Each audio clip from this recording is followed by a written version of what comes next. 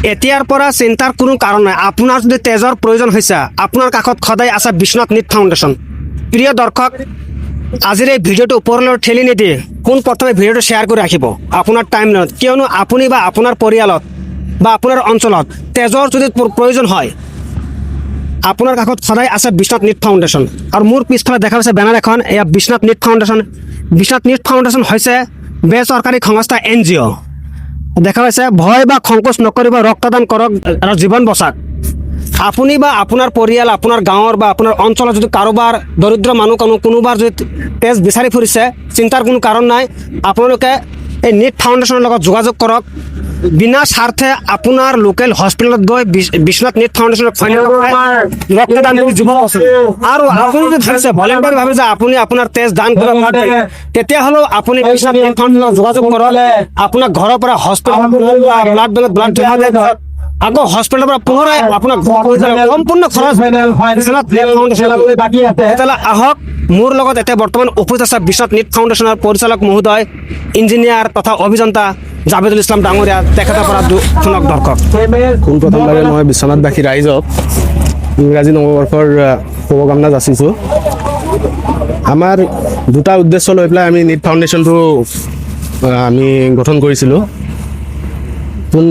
প্ৰথম উদ্দেশ্য হ'ল আমাৰ যিখিনি দুখীয়া বা নিৰ্ঘিন মানুহ, ব্লাডৰ কাৰণে মানে ইহঁতে বহুত সময়ত দেখা গৈছে মৃত্যু সাৱটি ল'ব লগা হয়, তেনে দুখীয়া নিৰ্ঘিন মানুহক আমি সহায় কৰাটো আমাৰ প্ৰথম উদ্দেশ্য। দ্বিতীয়তে আমাৰ উদ্দেশ্য হ'ল মানুহে কি কৰে, ৰক্তদান কৰিবলৈ বহুত ভয় কৰে, সংকোচ কৰে। এই ভয় আৰু সংকোচটো মনৰ পৰা আঁতৰাব লাগে। কাৰণ আমি দেখা পাইছোঁ বহুত ক্ষেত্ৰত কি হয়, একেখন ঘৰতে দুই তিনিজন মানুহ থাকে ব্লাড ডনেট কৰিব পৰা, কিন্তু তেখেতৰ ঘৰত কি হয়, এই ভয়ৰ কাৰণে ব্লাড ডনেট নকৰে আৰু ব্লাড বিচাৰি হাবাথুৰি খাই থাকে। কিন্তু এই হাবাথুৰিটো খাব নালাগে। ব্লাড ডনেট কৰিলে কেতিয়াও মানে মানুহৰ হেল্থত কেতিয়াও একো ক্ষতি নাহে, বৰং হেল্থ ভাল হয়। এই বস্তুটো মানুহৰ মনত মানে আমি সোমাই দিব আমি চেষ্টা কৰি আছোঁ। গতিকে আমাৰ বিশ্বনাথবাসী ৰাইজৰ দুৱা আশীৰ্বাদত আমাৰ 3টা বছৰ পাৰ কৰিলোঁ। প্ৰত্যেক বছৰে আমি প্ৰায় 30-40 জনকৈ মানুহক সহায় কৰিবলৈ আমি সক্ষম হৈছোঁ। চব হৈছে আমাৰ বিশ্বনাথবাসী ৰাইজে ব্লাড ডনেট কৰি আছে কাৰণে আমি এইটো কৰিব পাৰিছোঁ। মানে এতিয়ালৈকে আপোনাক কিমান মানুহক ব্লাড ডনেট কৰিছে? এতিয়ালৈকে 3 বছৰত আমি 100 মানুহৰ ওপৰত আমি ব্লাড ডনেট কৰিছোঁ। আৰু যিসকল ব্যক্তিয়ে মানে ভলেণ্টাৰীলি যদি ব্লাড ডনেট কৰিব খোজে, যে ব্লাড ডনেট কৰিম, আমাক কণ্টেক্ট কৰিব পাৰে। আমি তেখেতৰ ব্লাড লৈ পেলাই ব্লাড বেংকত জমা ৰাখি দিম।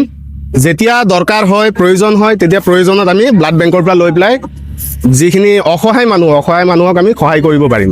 সেইটো আশাৰে আমি সংগঠনটো খুলিছোঁ আৰু সমূহ বিশ্বনাথবাসী ৰাইজৰ পৰা আমি দুৱা আশীৰ্বাদ বিচাৰিছোঁ যাতে আমি ভৱিষ্যতে সংগঠনটোক আগবঢ়াই লৈ যাব পাৰোঁ। ধন্যবাদ। দৰ্শক, আপোনালোক বিশ্বনাথ নীট ফাউণ্ডেশ্যনৰ পৰিচালক মহোদয়ৰ পৰা শুনিলে 3 বছৰত 100ৰ পৰা 100ৰো অধিক মানুহক, দুখীয়া মানুহক ইতিমধ্যে ব্লাড দান কৰিছে। আৰু আপোনালোকক যিসকল ভলেণ্টিয়াৰী ব্লাড দান কৰিম বুলি ভাবিছে, তেওঁলোকে বিশ্বনাথ নীট ফাউণ্ডেশ্যনৰ লগত যোগাযোগ কৰিব। আপোনাক ঘৰৰ পৰা হস্পিটেলত অনা আৰু ব্লাড বেংকত ব্লাড জমা দিয়াৰ পিছত আপোনাক ঘৰত পঠাই দিয়ালৈকে সম্পূৰ্ণ খৰচ বিশ্বনাথ নীট ফাউণ্ডেশ্যনে কৰিব, আপোনাৰ একো কৰিব নালাগে। আৰু দৰ্শক, এই বিশ্বনাথ নীট ফাউণ্ডেশ্যনৰ উপস্থাপনাৰ ভিডিঅ'টো ভাল লাগে, গঠনমূলক আৰু সম্পূৰ্ণ ভিডিঅ'টো চোৱাৰ বাবে আপোনাক সকলোকে অশেষ ধন্যবাদ।